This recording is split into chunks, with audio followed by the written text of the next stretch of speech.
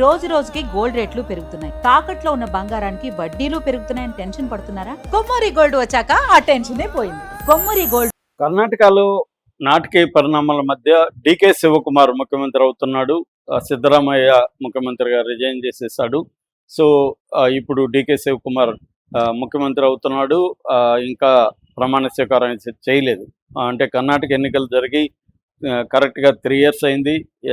20 May 2023లో ప్రమాణ స్వీకారం ముఖ్యమంత్రిగా చేశారు. ఈయనేమో అప్పుడు డిప్యూటీ సీఎంగా చేశాడు. అప్పటి నుంచి వాళ్ళిద్దరి మధ్య గొడవలు ఉన్నాయని, డీకే ప్రభుత్వాన్ని కొలదిపోతున్నాయని రకరకాల వార్తలు వస్తూనే ఉన్నాయి. కానీ డీకే అవేమీ చేయలేదు. ఇప్పుడు కూడా మొన్న బ్రేక్ఫాస్ట్ మీటింగ్ జరిగినప్పుడు సిద్ధరామయ్య కాళ్ళకి నమస్కారం చేయడం కూడా అందరినీ ఆశ్చర్యపరిచింది. డీకే నమస్కారం చేసి ఆయన ఆశీర్వాదం తీసుకున్నాడు. సో ఆయన చాలా ఓపిక్గా వెయిట్ చేశాడు. అయితే డీకేకి సంబంధించి ఒక ఇప్పుడు మనకు కొన్ని జనరల్గా వినడమే కానీ అసలు డీప్గా ఆయన బయోగ్రఫీ ఏంటి, ఆయన బ్యాక్గ్రౌండ్ ఏంటి, ఆయన ఏ సామాజిక వర్గంలో పుట్టాడు, ఎలా ఆయన ఈ స్థాయికి రాగలిగాడు, అంతేకాకుండా ఆయన ఇండియాలోనే రిచెస్ట్ సీఎం. ఇప్పటివరకు ఆ రికార్డు మన చంద్రబాబు నాయుడు పేరు మీద ఉంది. ఇప్పుడు చంద్రబాబు నాయుడు సెకండ్ రిచెస్ట్ అవుతాడు, డీకే శివకుమార్ ఫస్ట్ రిచెస్ట్ అవుతాడు. ఎమ్మెల్యేలో కూడా ఆయన richest MLA in India DK శివకుమారే. సో ఈ స్థాయికి ఎలా వెళ్ళాడు, ఏ వ్యాపారాలు చేశాడు, ఆయన ఇంత డబ్బులు ఎలా సంపాదించగలిగాడు, ఈ స్థాయిలో ఎలా వచ్చాడు, ఆయన ప్రత్యేకత ఏమిటి కాంగ్రెస్లో, ఈ విషయాల గురించి మనం చూద్దాం. అట్లాగే ఆయన మీద కేసులు ఉన్నాయి, కాంట్రవర్సీలు కూడా ఉన్నాయి, అవి కూడా చెప్పుకుందాం. సో డీకే శివకుమార్, డీకే అంటే దొడ్డలహల్లి కెంపేగౌడ శివకుమార్. మామూలుగా తమిళోళ్ళు, కన్నడ వాళ్ళు తండ్రి పేరు పెట్టుకుంటారు. సో వీళ్ళ నాన్న పేరు కెంపేగౌడ, వీళ్ళ అమ్మ పేరు గౌరవమ్మ. సో అందుకని తండ్రి పేరు డీకే అంటే కెంపేగౌడ. వీళ్ళది యాక్చువల్గా పాత మైసూరు స్టేట్ అనమాట. ఈయన పుట్టింది 1962 May 15న పుట్టాడు, 64 ఏళ్ళు. సో ఇలా మైసూరు స్టేట్, అది ఇప్పుడు రామ్నగర్ జిల్లాగా పిలుస్తున్నారు. సో అక్కడ కనకపుర దగ్గర దొడ్డలహల్లి అనేది వాళ్ళ ఊరు. అంటే ఆయన పేరులోనే దొడ్డలహల్లి కెంపేగౌడ శివకుమార్. డి అంటే దొడ్డలహల్లి వాళ్ళ ఊరి పేరు అది.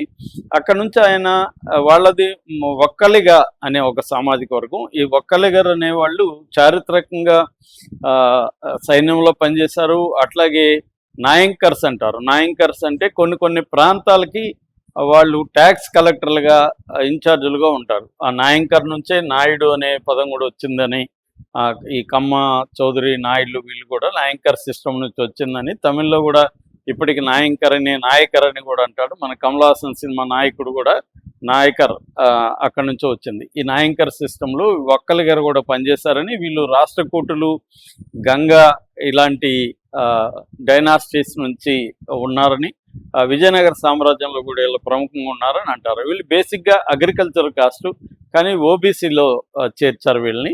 కానీ వాళ్ళ ఒకనొక పవర్ఫుల్ కాస్ట్లలో కులాల్లో ఒక్కలిగారు. ఈయన ఒక్కలిగా కాస్ట్. జనరల్గా ఒక్కలిగారు మనకి జనతాదళ్ దేవేగౌడ వీళ్ళ ఫ్యామిలీని అంటిపెట్టుకుని ఉంటారు. కానీ డీకే వచ్చి దాన్ని కూడా ఒక్కలిగారిని కూడా మేజర్గా కాంగ్రెస్ వైపు కన్వర్ట్ చేయగలిగాడు. సో ఈయన చదువుకున్నది మాత్రం SSLC బెంగళూరులో చదువుకున్నాడు. ఆ తర్వాత BA శ్రీ జగద్గురు వెంకటాచార్య కాలేజీలో BA చేశాడు. MBA చాలా కాలం తర్వాత, అంటే రాజకీయాల్లోకి వచ్చిన చాలా కాలం తర్వాత 44 ఏళ్ళ వయసులో ఓపెన్ యూనివర్సిటీలో MA పొలిటికల్ సైన్స్ చదివాడు. అయితే ఈయన 22 ఏళ్ళ వయసులోనే ఎమ్మెల్యేగా నిలబడ్డాడు. అంటే చాలా 18-17 ఏళ్ళ వయసులోనే ఆయన యూత్ కాంగ్రెస్లో ఉన్నాడు. అక్కడ నుంచి విద్యార్థి నాయకుడిగా, యూత్ కాంగ్రెస్ లీడర్గా ఎదుర్కొంటూ వచ్చి 85లో దేవేగౌడ మీద ఆయన కంటెస్ట్ చేసి, సాతనూరు అంటారు, సాతనూరులో కంటెస్ట్ చేసి ఓడిపోయాడు. ఆ తర్వాత 89లో మళ్ళీ నిలబడి అప్పటి నుంచి ఇప్పటి వరకు ఆయన ఓటమి అనేది ఎరగలేదని చెప్పచ్చు. దాదాపు 8 సార్లు వరుసగా కన్సిక్వెంట్గా 8 సార్లు ఆయన గెలిచాడు. సో ఆయన ఒక స్ట్రాంగ్ బేస్ ఏర్పాటు చేసుకున్నాడు. ఒక్కలిగర కమ్యూనిటీలో కావచ్చు, తన రామ్నగర్ జిల్లా తన ప్రాంతంలో కావచ్చు, ఒక స్ట్రాంగ్ పొలిటికల్ లీడర్గా అక్కడ నుంచి ఎదుర్కొంటూ వచ్చాడు. ఆయన 27 ఏళ్ళ వయసులో first minister of presence and home guards first మంత్రిగా అయ్యాడు. అక్కడి నుంచే అనేక మంత్రి పదవులు కూడా ఆయన చేసుకుంటూ వచ్చాడు. సో ఆయన ఏంటంటే ఒక నిలకడగా ఉండడం, రూరల్ బేస్లో స్ట్రాంగ్గా పనిచేయడం, తర్వాత కాంగ్రెస్ పార్టీ నిర్మాణాన్ని ఆయన చాలా స్ట్రాంగ్గా ఎన్హాన్స్ చేశాడు. దాని నిర్మాణాన్ని పటిష్టం చేయడంలో కూడా ఆయన పాత్ర ఉంది. సో అలాగా చేసుకుంటూ వచ్చాడు. ఆయన ఇప్పటి వరకు ఇందాక చెప్పినట్టుగా ఎక్కడ ఓడిపోలేదు. 89 నుంచి ఇప్పటి వరకు ఆయన ఓటమి ఎరుగని ధీరుల్లాగా వస్తూ ఉన్నాడు. అయితే ఈయన కాంగ్రెస్లో ఈ స్థాయికి రావడానికి ప్రధానంగా ఆయన ట్రబుల్ షూటర్ ఇమేజ్ అనమాట. అంటే ఆయన్ని ఏ సమస్య వచ్చినా డీకే శివకుమార్ ఉంటే ఆ సమస్యను సాల్వ్ చేస్తాడన్న పేరు తెచ్చుకోగలిగాడు. అంటే ఓపిక్గా ఇరు వర్గాలతో మాట్లాడడం, ఇరు వర్గాల అర్థం చేసుకోవడం, వాళ్ళకి అండగా నిలబడడం, అట్లాగా ఆయన సమస్యల్ని తీరుస్తూ రావడం మనం చూస్తాం. సో అందువల్ల ఆయన ట్రబుల్ షూటర్గా నేషనల్ లెవెల్లో పేరు వచ్చింది. అట్లాగే ఆయన్ని రిసార్ట్ పాలిటిక్స్లో కూడా ఈయన చాలాసార్లు కాంగ్రెస్ను ఆదుకున్నాడు. మనకి చూస్తే 2018లో కాంగ్రెస్ జేడిఎస్ కొయిలేషన్ కలిసినప్పుడు కుమారస్వామి ఆధ్వర్యంలో ఆ కొయిలేషన్ని ఏర్పాటు చేయడంలో కూడా ఈయన ప్రముఖ పాత్ర ఉంది. ఎందుకంటే ఆయన దేవేగౌడ కుటుంబంతో కూడా పరిచయాలు ఉన్నాయి. ఆ ఒక్కలిక బేస్ కూడా వాళ్ళిద్దరిది కామన్గా ఉంటుంది.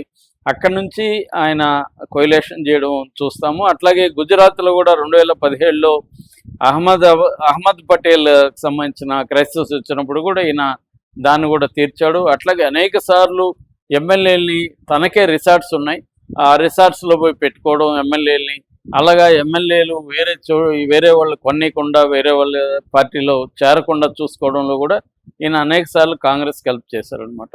మొన్నటికి మొన్న చెన్నై నుంచి కాంగ్రెస్ ఎమ్మెల్యేలు 5 మంది గెలిస్తే వాళ్ళని హైదరాబాద్ మీదుగా బెంగళూరుకు పట్టుకుపోయింది కూడా ఈయనే అని చెప్తున్నారు. అలాగా ఎక్కడే ఎమ్మెల్యేలు వెళ్తారేమో భయం ఉన్న చోటంతా కూడా ఈయన రంగంలోకి దిగుతాడు.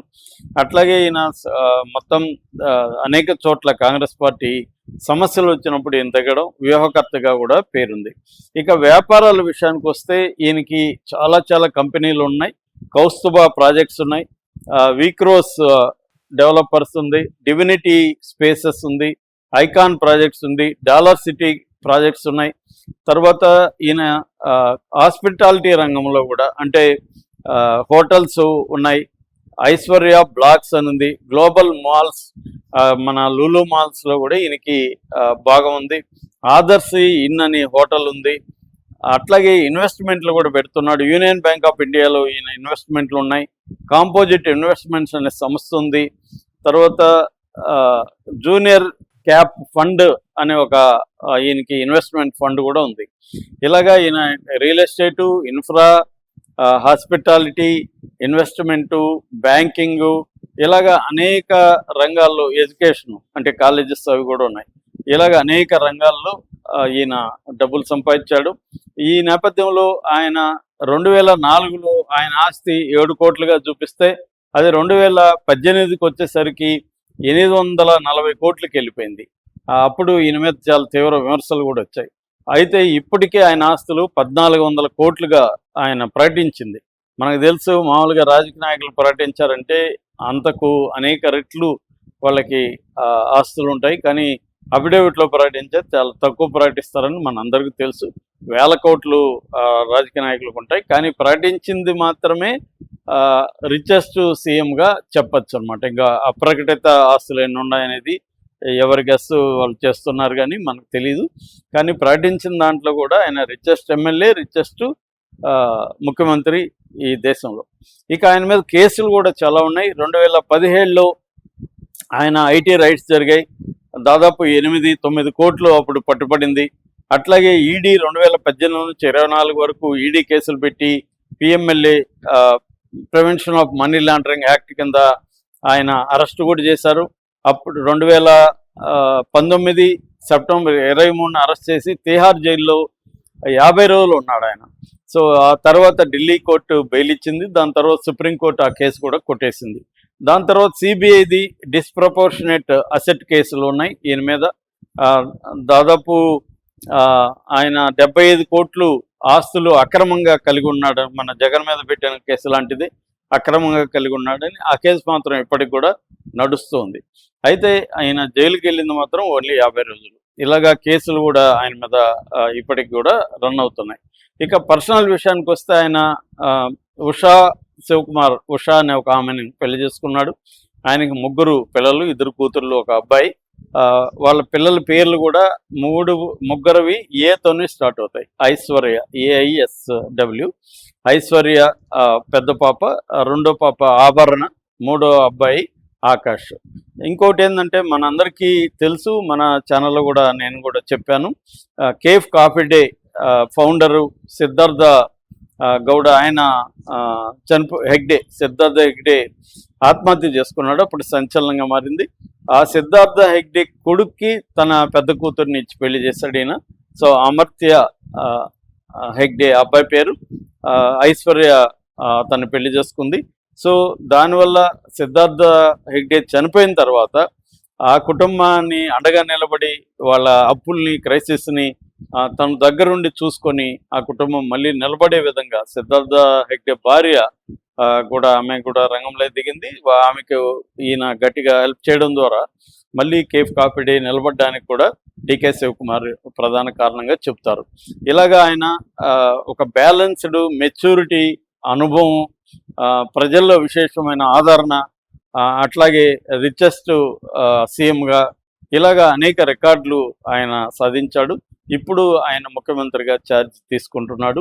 ఇది ఆయన జీవితంలో ఒక అత్యున్నతమైన ఫేజ్గా మనం చెప్పుకోవచ్చు.